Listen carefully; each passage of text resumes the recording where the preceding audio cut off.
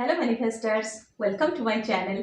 Friends, आज के इस वीडियो में मैं आप लोगों को अपना सक्सेस स्टोरी बताने वाली हूँ, अपना मनी मैनिफेस्टेशन स्टोरी बताने वाली हूँ कि how I attracted 6 lakh rupees to my account on my desire date.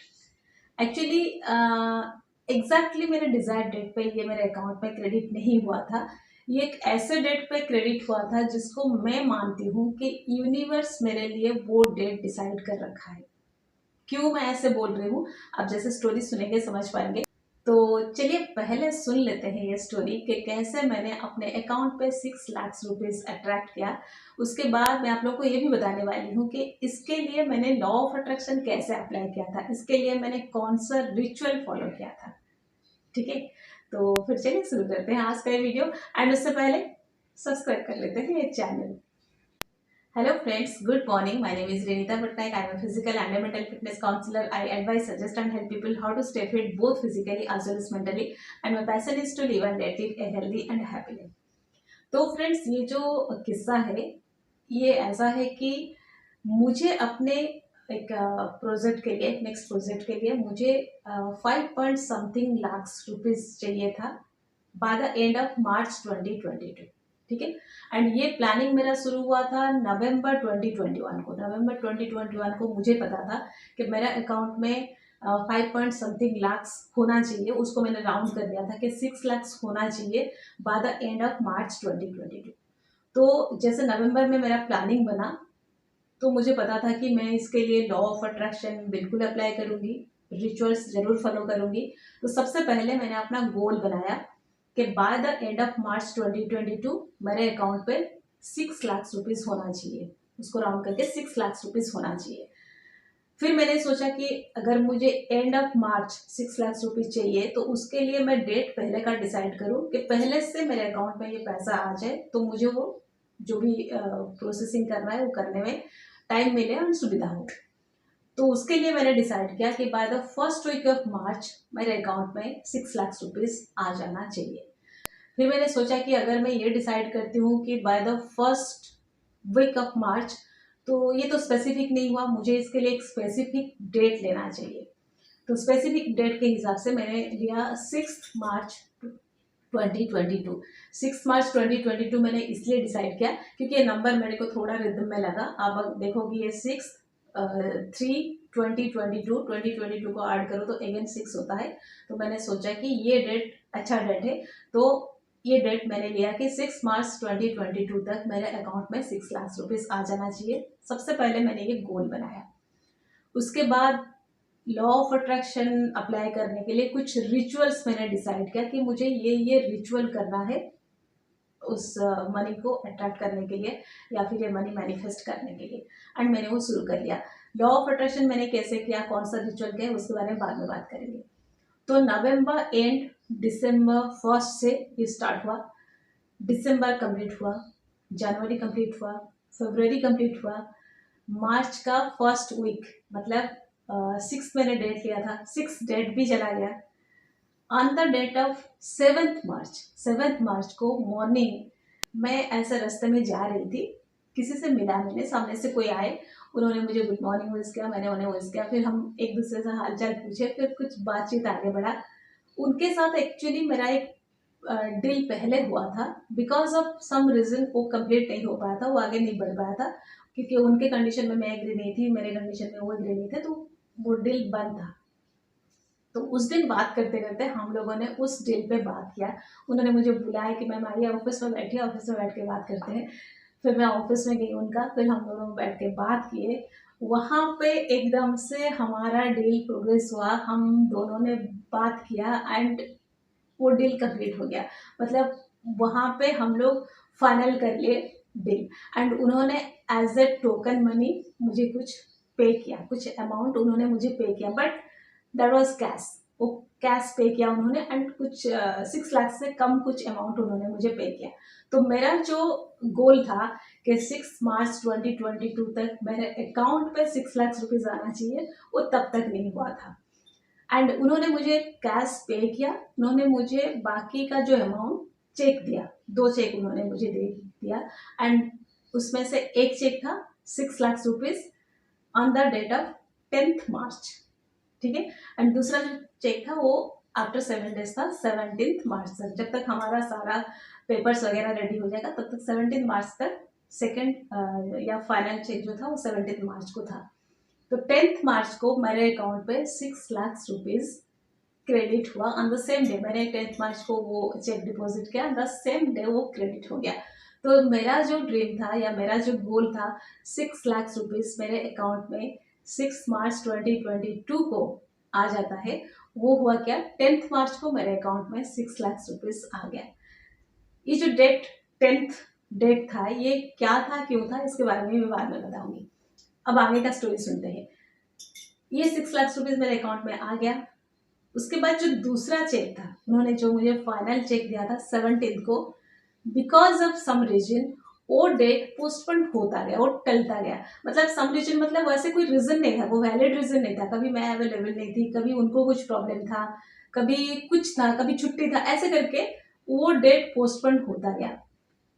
17 से 18, 19, 20, 22 को मैंने सोचा कि ऐसे क्यों हो रहा है, मतलब चेक मेरे हाथ में है लेकिन अकाउंट में मैं डिपॉजिट नहीं दे पा रही हूँ, ये क्रेडिट नहीं हो रहा है, कुछ ना कुछ रीज़न आ जाता है, ऐसा क्यों होता है। फिर मुझे रियलाइज़ हुआ कि मैंने ड्रीम लिखा था, जो मेरा गोल था, जो मैंने जिसके लिए लॉ ऑफ अट्रैक्शन अप्लाई किया था, वो ये था कि by first week of March मेरे अकाउंट में 6 लाख रुपीज आना चाहिए। उससे ज़्यादा को मैंने शायद बंद कर रखा है, मैंने सिर्फ 6 लाख को ही फोकस किया है, इसीलिए 6 लाख रुपीज आ गया। बाकी जो अमाउंट है जो आना चाहता है उसके लिए क्लोज है। फिर मैंने उस चेक को हाथ में लिया, फिर मैंने उससे होपोनोपोनो प्रेयर किया उसको हाथ में लेके, एंड होपोनोपोनो टैपिंग किया, बस 2 बार किया। एक बार होपोनोपोनो प्रेयर किया एंड एक दिन छोड़ के नेक्स्ट डे मैंने होपोनोपोनो टैपिंग किया उस चेक पे। फिर वो 25th को मेरे अकाउंट में क्रेडिट हो गया, मतलब वो सारा जो डीलिंग था वो कंप्लीट हो गया। तो ये था मेरा मैनिफेस्टेशन वाला स्टोरी। एंड सबसे ज़्यादा इंटरेस्टिंग कि मैंने फर्स्ट वीक ऑफ मार्च कहा था तो 7th को ही ये डील पक्की हुई। 6th मैंने सोचा था, लेकिन जैसे मैंने सोचा था कि फर्स्ट वीक ऑफ मार्च होना चाहिए, तो 7th को ही ये डील पक्की हुई। जो 6th मेरा डेट था, 10th को मेरे अकाउंट में 6 लाख रुपीज़ आ गया था, क्रेडिट हो चुका था। ये 10th डेट क्या है बताती हूँ। मैं जब भी कोई डेट, स्पेसिफिक डेट मैं डिसाइड करी हूँ कि इस डेट को मेरा ये ड्रीम या फिर ये मैनिफेस्टेशन होना चाहिए, कोई अगर मेरा गोल होता है, डील होता है, मैं उसके लिए स्पेसिफिक डेट लेती हूँ। जो मेरा डेट होता है वो पोस्टपोन होके या तो 10th हो जाता है, या फिर कोई डेट मैं लेती हूँ वो प्रीपोन होके 10th हो जाता है, लेकिन वो डेट हमेशा 10th ही होता है। मैंने गाड़ी, स्कूटी मैंने मैनिफेस्ट किया था, वो भी मैंने 10th डेट को ही मैनिफेस्ट किया था। ऐसे ही मैंने ड्रीम लिखा था, ऐसे ही मैंने स्पेसिफिक लिखा था क्या क्या होना चाहिए। हाँ, जो स्कूटी मैंने लिखा था प्लेजर, वो मैंने लिया एक्सेस 125, बस इतना चेंज हुआ, लेकिन वो भी मुझे एग्जैक्ट 10th को ही मैनिफेस्ट हुआ था, जबकि मैंने उसके लिए डेट लिखा था 25th से पहले ये प्रीपोन होकर मेरे लिए 10th को मैनिफेस्ट हो गया था। ये 10th डेट को क्यों होता है, मुझे लगता है यूनिवर्स ने मेरे लिए ये डेट डिसाइड कर रखा है, या फिर मेरे सबकॉन्शियस माइंड में कहीं ना कहीं ये डेट प्रोग्रामिंग हुआ है, because 10th is my birthday and I love that date. 10th any month का 10th हो, वो डेट मुझे बहुत अच्छा लगता है, उस दिन मुझे बहुत ज़्यादा अच्छा लगता है। I feel excited, I feel happy, और 10th डेट से मैं कनेक्टेड हूँ, कैसे भी करके कनेक्टेड हूँ। तो इसीलिए कई बार मैंने देखा है जो मैं डेट डिसाइड करती हूँ या तो वो पोस्टपोन होता है या प्रीपोन होता है, लेकिन मैं बहुत कुछ on exactly the date of 10th ही मैनिफेस्ट करती हूँ। तो ये ऐसे हुआ। अब बताना चाहूँगी कि उसके लिए मैंने लॉ ऑफ अट्रैक्शन का कौन सा रिचुअल फॉलो किया था। जैसे मैंने नवंबर से डिसाइड किया था, नवंबर एंड दिसंबर से मैंने डिसाइड कर लिया था कि मुझे 6 लाख रुपीज़ चाहिए एंड मुझे उसके लिए लॉ ऑफ अट्रैक्शन फॉलो करना है, लॉ ऑफ अट्रैक्शन अप्लाई करना है। तो सबसे पहले मैंने डिसाइड किया कि मैं इसके लिए स्टोरी थेरेपी करूँगी। स्टोरी थेरेपी क्या है, इसके ऊपर मैं वीडियो बना चुकी हूँ, मेरे चैनल पे एक वीडियो है, अगर आपने देखा है तो समझ जाएंगे, अगर आपने नहीं देखा है तो एक बार जाके उसको देख लीजिए। मुझे स्टोरी थेरेपी बहुत पसंद है, मुझे अच्छा लगता है वो करना। तो मैंने दिसंबर से स्टोरी थेरेपी स्टार्ट कर लिया था। क्योंकि 2 to 3 मंथ्स मेरे हाथ में थे, तो मैंने स्टोरी थेरापी स्टार्ट कर लिया था। मैं स्टोरी लिखना स्टार्ट कर ली थी मार्च के मंथ में क्या क्या होता है, नंबर 1।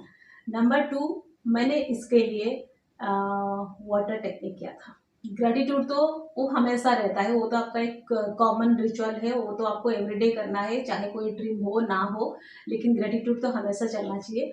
इसके लिए मैंने स्पेसिफिकली वाटर टेक्निक किया था। इसके लिए मैं मार्केट में गई, मैंने एक ग्लास का बॉटल ढूंढा कि ग्लास का होना चाहिए, एंड उसके लिए जो ग्लास मुझे मिला, इसके लिए भी मैंने वो डेट 6 डिसाइड किया था। ये ग्लास मैं आपको दिखा रही हूँ, जस्ट सी, इसमें लिखा हुआ है 6 एंड बिग हीरो। जब मैंने ग्लास दिखा, मुझे ये ग्लास बड़ा अच्छा लगा कि बिग हीरो। मैंने सोचा हाँ, यूनिवर्स को हम बिग हीरो भी बुला सकते हैं, तो मुझे लगा कि हाँ, ये बिग हीरो की तरफ से, यूनिवर्स की तरफ से एक ग्लास है, एंड इसमें भी नंबर था 6। तो मैंने लिया कि 6 लाख रुपीज 6 मार्च को मुझे चाहिए। ये डिसाइड करके मैं फिर वाटर टेक्निक चालू किया। मैंने वाटर टेक्निक मैं कैसे कर रही थी उसको मैं थोड़ा स्पेसिफिकली थोड़ा एक्सप्लेन करके आप लोगों को बताना चाहूँगी।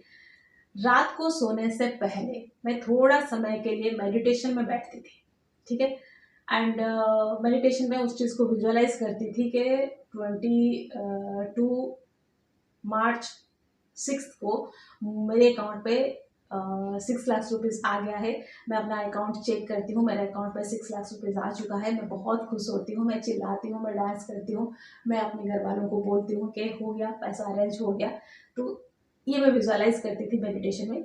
एंड मेडिटेशन से उठने के बाद फिर इसमें पानी रख के मैं इसको पावर देती थी, उस पानी को मैं पावर देती थी, या फिर उसको मैं आफम भी करती थी।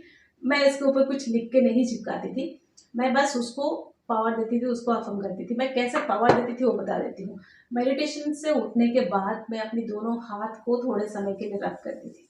ऐसे थोड़े समय रब करने के बाद जब मैं उसको अलग करती थी, मैं महसूस करती थी कि इस हाथ में कुछ पावर महसूस हो रहा है, कुछ एनर्जी महसूस हो रहा है। आप ये भी करके देखो, आपको भी महसूस होगा, क्योंकि हम लोगों का हाथ में काफ़ी एनर्जी होता है।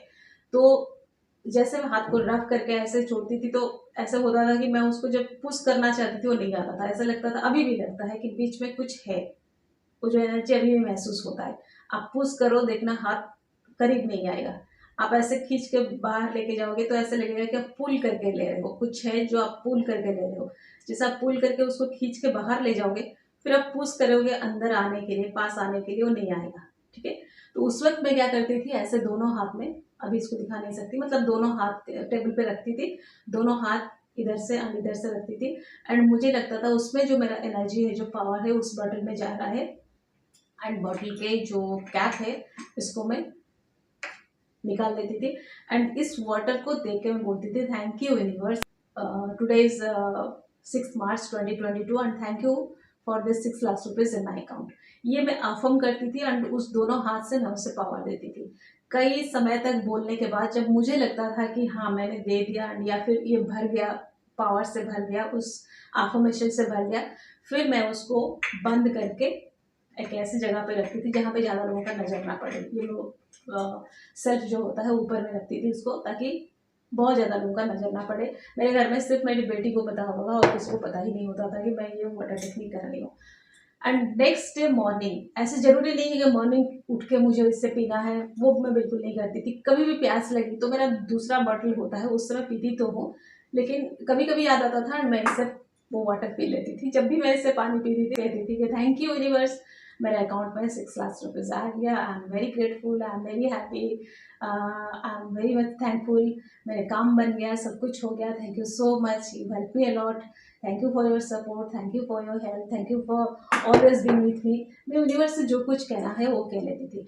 एंड जो वाटर टेक्निक मैं करती थी, मैं इसको कोई स्पेसिफिक टाइम पे, दिन में इतने बार पीना है, इस बॉटल को कंप्लीट करना है, ऐसे भी नहीं कि ये बॉटल कंप्लीट होता था। कभी कभी पानी बच भी जाता था। मैं एवरीडे भी इसको नहीं करती थी, वाटर टेक्निक में उसको पावर देना, उसको अफर्म करना, ये मैं एवरीडे भी नहीं करती थी। लेकिन जिस दिन मन करता था, बहुत मन करता था, मेडिटेशन में बैठी हूँ, मैं बहुत खुश हूँ, मैं ये करती थी कब, जब मैं बहुत खुश होती थी। ऐसा नहीं कि दुखी हूँ, परेशान हूँ, जाके वाटर टेक्निक करूँ, वो भी नहीं करती है। मैं जब खुश होती हूँ, हैप्पी होती हूँ, एक्साइटेड होती हूँ, हैप्पी वाइब्रेशन में होती हूँ, उस वक्त मैं इसे पावर दिया करती थी। उस वक्त मैं इस बॉटल को अफर्म किया करती थी। एंड मैं जब ये पानी पीती थी मुझे लगता था कि मैं बिल्कुल लेट गो कर चुकी हूँ, मुझे इसके लिए कोई टेंशन नहीं है, होगा नहीं होगा कैसा होगा कुछ नहीं है, बस मैं पानी पी लेती थी। इवन 6 मार्च का डेट चला गया, उसमें भी मुझे कोई ऐसा नहीं था कि अरे मैंने सोचा था 6 मार्च हुआ तो नहीं, ये वो मैं नहीं सोचती थी। मैं बिल्कुल रिलैक्स थी क्योंकि मुझे पता था मेरे पास एंड ऑफ मार्च वाला डेट बाकी है, जो मुझे चाहिए एंड ऑफ मार्च को चाहिए, तो अभी तो टाइम है, हो जाएगा। एंड मैं बहुत रिलैक्स, बहुत बहुत नॉर्मल थी कि हो जाएगा, कुछ ना कुछ होगा, अपने आप होगा, यूनिवर्स अपने तरीके से करेगा। एंड 6 मार्च का जो डेट मैंने रखा था या फिर फर्स्ट वीक जो मैंने सोचा था, 7 मार्च को मेरे पास कुछ अमाउंट आने का डिसाइड हुआ। ऑन द सेम डे मुझे कुछ कैश भी मिला, लेकिन जो 6 लाख से कम था वो कैश था। Exact on the date of 10th March मेरे अकाउंट पे 6 लाख रुपीज आ गए। सो फ्रेंड्स, मैं जब करती हूँ, मैं ज़्यादातर मैं कोई टेक्निक या रिचुअल्स, कोई पर्टिकुलर ड्रीम एंड डिज़ायर के लिए यूनिवर्स को बोलना ही चाहिए, मैं ये नहीं करती हूँ। मुझे लगता है जो होना है वो टाइम पे होगा, अच्छे से होगा, उसके लिए मतलब इतना परेशान होने की ज़रूरत नहीं, जो है ठीक है। हाँ, मुझे कुछ चाहिए, कोई सामने कोई प्लानिंग है, कोई प्रोजेक्ट है, कोई गोल है, मुझे उस समय तक चाहिए, मैं तभी जाके यूनिवर्स से कुछ बोलती हूँ, यूनिवर्स से कुछ मांगती हूँ। नहीं तो यूनिवर्स जो देता है मुझे लगता है बेस्ट देता है, नंबर वन। एंड जब भी मैं कोई टेक्निक करती हूँ, मैंने महसूस किया है, मैंने नोटिस किया है, एग्जैक्ट डेट पे एग्जैक्ट अमाउंट या फिर एग्जैक्ट जो मेरा डिमांड होता है वो मुझे मिलता है। बस थोड़ा 19-20 ऊपर नीचे होता है, लेकिन वो इतना एक्यूरेट होता है कि मैं बहुत खुश होती हूँ। एंड इसीलिए मैं यूनिवर्स पे बहुत ज़्यादा बिलीव करती हूँ।